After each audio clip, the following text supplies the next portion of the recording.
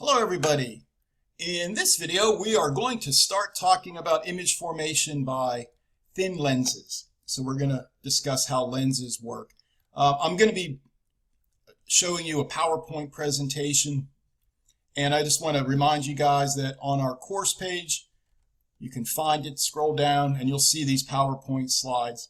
Here it is right here, thin lenses. Oh, before we proceed, let me point out that most of these PowerPoint presentations have animations in them where I'm clicking as I'm presenting, right, to show different parts of the slide.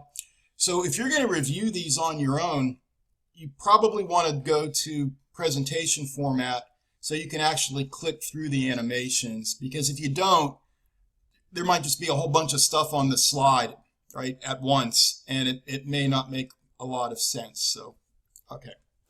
Oh, in our summary notes also, just want to check in with those. So these are the part 1 summary notes, and we're right here now. We're starting to talk about thin lenses on page 6.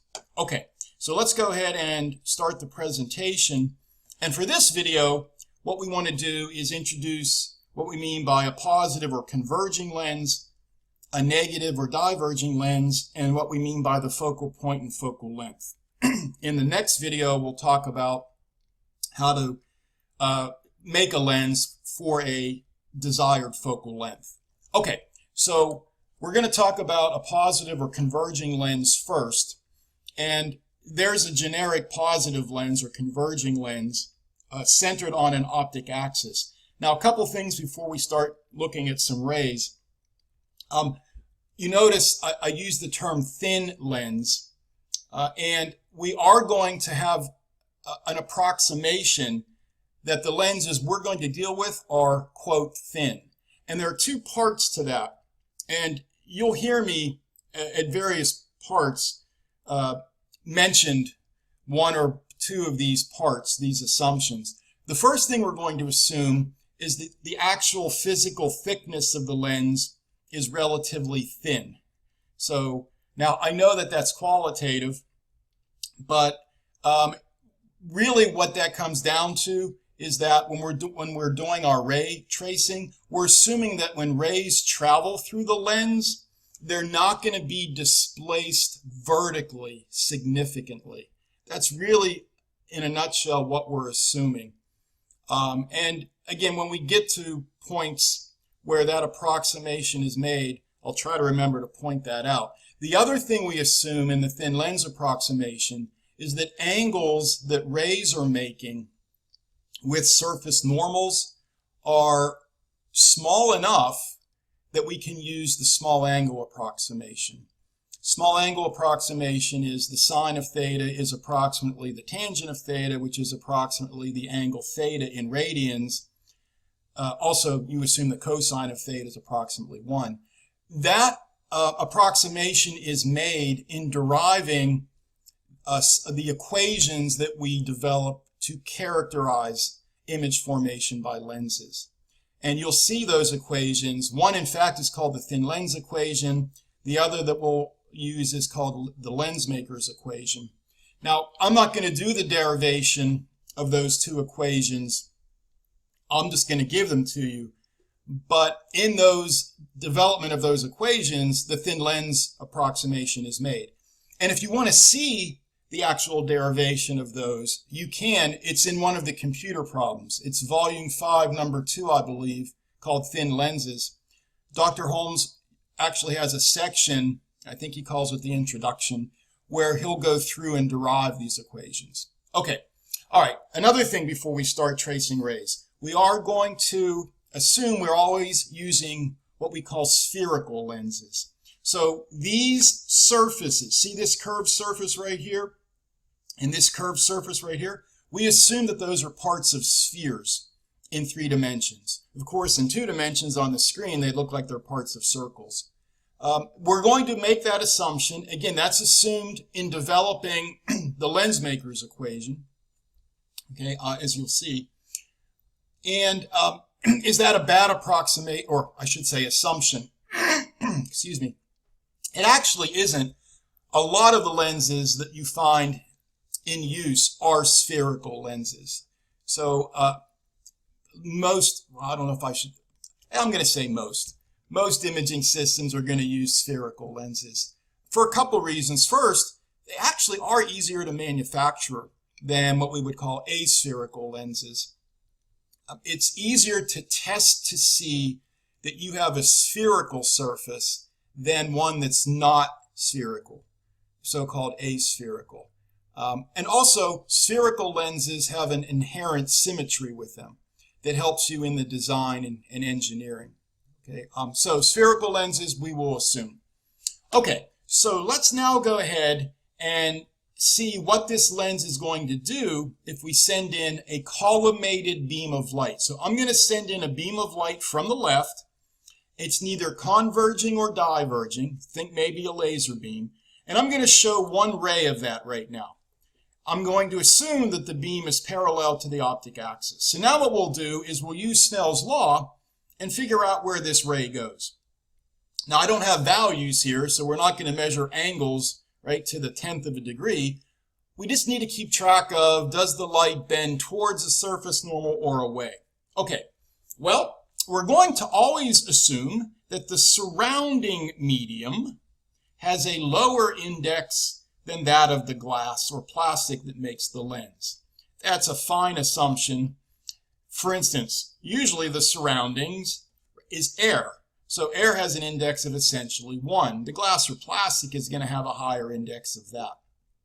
Now, the surrounding index will affect how much bending of the light you get. So taking the same lens, imaging it in air, you stick that in water, you're going to get a different imaging. The image will be at a different location. In fact, what happens is the so-called focal length changes. And you'll see that when you do one of your collected homework problems. But we don't have to worry about that now. All we have to remember or assume is that the light right here is going to be traveling from a low index into a high index. So what I'll do next is I'll draw a surface normal.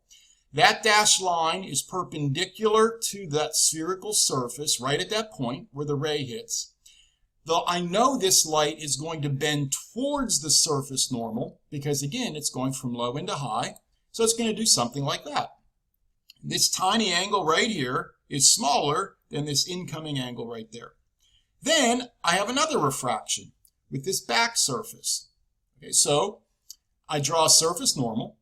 Now the light's going from high into low. It's going to bend away from that normal on the other side. So I need to make an angle that's bigger.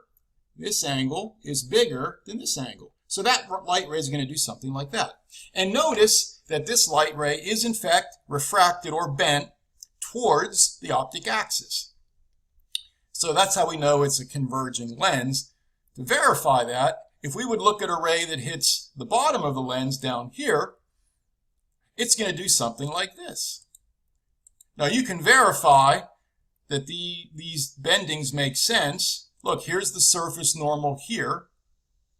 So this angle right here has got to be smaller than this one because the light's going from high into low. And then the surface normal for this second surface is tilted down to the right. This angle right here has to be bigger than that little angle right there. And you get that. Now notice that these two rays do in fact intersect at a point. So if this was a beam of light, in this ray approximation, it's going to get focused to a point. That's what we call the focal point. And we're going to label that with uppercase F. So uppercase F is always the focal point. Now we can define a focal length by measuring from the lens to the focal point. That's going to be lowercase f. Don't confuse focal length with focal point. Lowercase is focal length, uppercase is focal point. This length, right, has SI units of meters. It's a physical length. Now look, guys, because we're going to be using equations to characterize the imaging properties, we do want to have the capability of plus and minus focal lengths, as you'll see. So we have this convention. We always measure the focal length from the lens for light, collimated light, going from left to right. So in this case, then, that is a positive focal length, which is why we call this converging lens positive. Okay?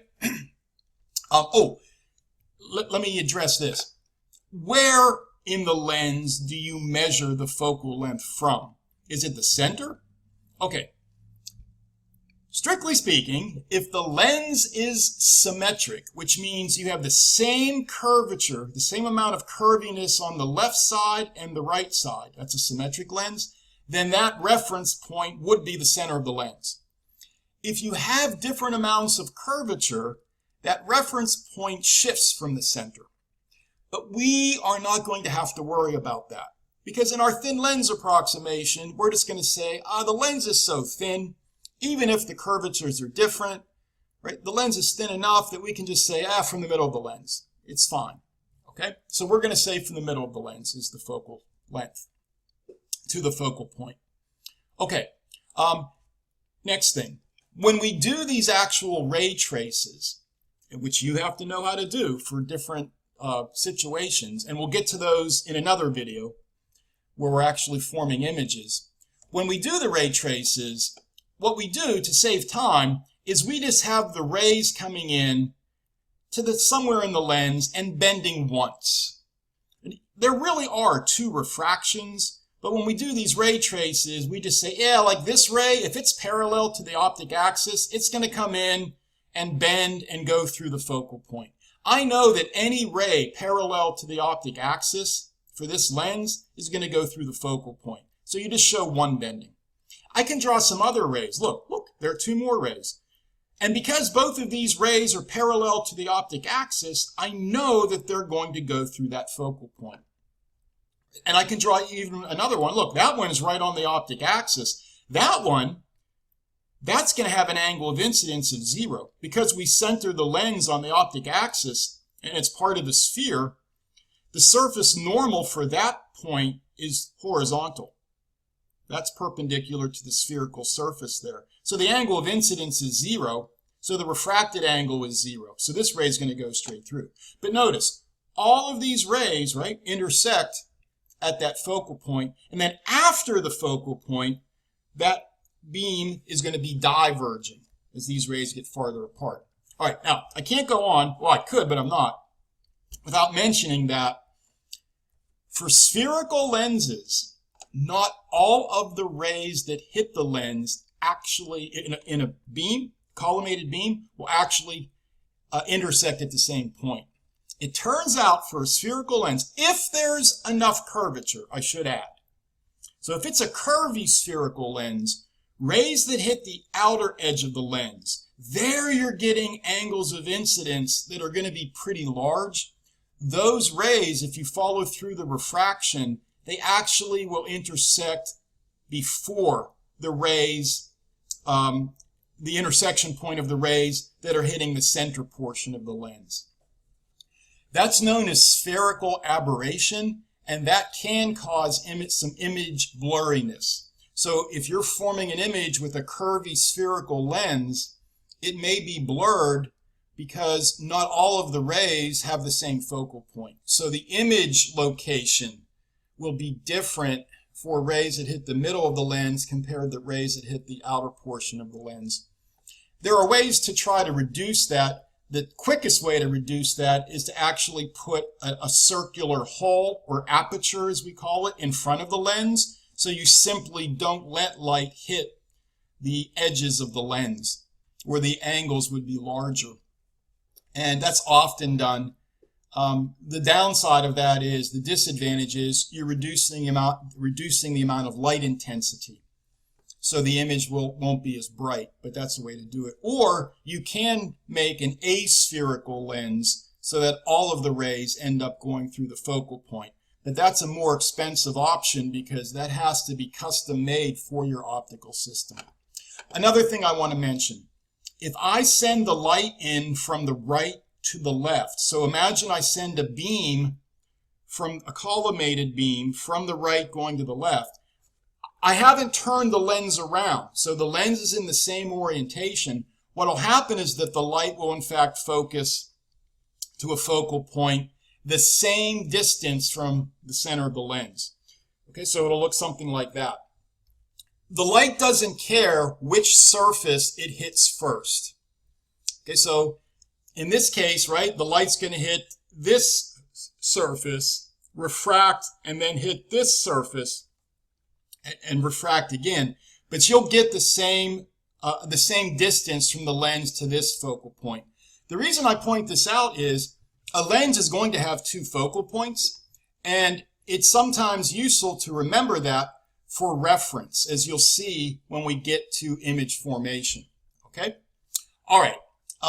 More terminology, and I'll hit this again in the next video, but because when we do the image, the ray tracing, we always start on the left. This left surface, you'll sometimes hear me call the front surface, or surface number 1. The right surface, you'll hear me sometimes call it the back surface, or surface number 2. Okay? All right, what about a diverging lens? What happens there? And you'll notice that there is a different shape for sure, and we'll see this pattern in the next video, and we'll actually call it out and say, hey, can we say something about the shape of a diverging lens compared to a positive or converging lens? And the answer is yes, but you'll have to wait for the next video for that. But let's do the same thing. Here comes a collimated ray. Now, we do the same ray trace, okay? What I mean is we do the same thing. We trace this ray. But see, now the surface normal is tilted down to the left. Now, the light is still going from low into high index, so it's got to bend toward the surface normal. But because the surface normal now is tilted that way, that light ray is going to go like that, where that angle right there is going to be smaller than this incoming angle. So now I draw the next surface normal, which is tilted down to the right. The light's going from high into low index, so it'll bend away from the normal, but bending away from the normal makes it go up to the right like that. And now you can see that that light is in fact going away from the optic axis. It's diverging. To confirm that, if you trace this bottom ray, and I'm going to go through there very quickly, you can confirm this on your own. It's going to do something like that. So the light, in fact, does diverge. This collimated beam will start to spread out. So how do you determine the focal length of that? You may know the answer. Think back, what did we do with the plane mirror, right? When we had rays diverging, well, what we did is we traced them backwards. So imagine just tracing the rays that leave the lens backwards with these dashed lines, and lo and behold, they appear to come from a common point on the optic axis. That's how we define the focal point then. It's sort of a weird name, right? The focal point of the negative lens. Light's not being focused there. It just appears to be coming from that point if you were to trace the diverging rays backwards. Now, remember, the way we measure focal length is always from the center of the lens to the focal point for light traveling from left to right. So now you see why we call these negative lenses, because that's going to be a negative focal length. Okay? And again, this will become important when we get our equations, keeping track of plus and minus focal lengths. And just like with the positive lens, when you do the ray tracing, the actual ray tracing, you don't have to worry about showing two refractions. You're just going to go like this. The light comes in, and then it makes one turn, and if you trace this back, that comes from this focal point. Okay? And you can trace more rays, and they all will appear in our approximation to come from that common focal point. If I keep the lens just as it is, right, and I make the light come in from the right, I have a focal point over here. So again, this lens has really two focal points. And again, sometimes it's useful to remember that for reference. Okay. I think, yeah, that's all I want to get across right now is the idea of converging or positive lens and diverging negative lens. In the next video, we'll talk about the lens maker's formula. Okay, bye-bye.